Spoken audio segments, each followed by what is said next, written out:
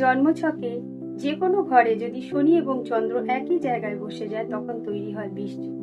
বিষযোগের ব্যক্তি বা জাতকরা অতিরিক্ত চিন্তায় ভোগেন, তারা বিষণ্ণতায় ভোগেন এবং বারবার পদোন্নতিতে তাদের বাধা আসে। তারা একাধিকবার আর্থিক ক্ষতি করে ফেলেন।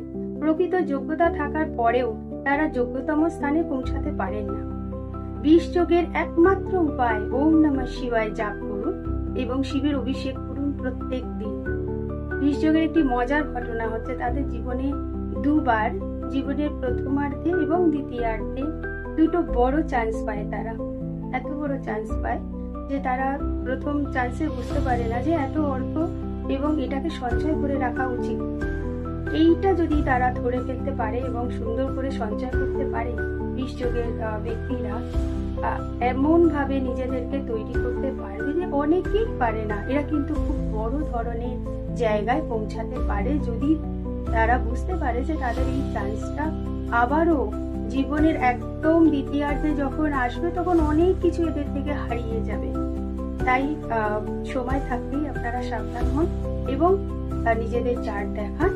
আর বিষযোগের হয়ে থাকলে তার উপায়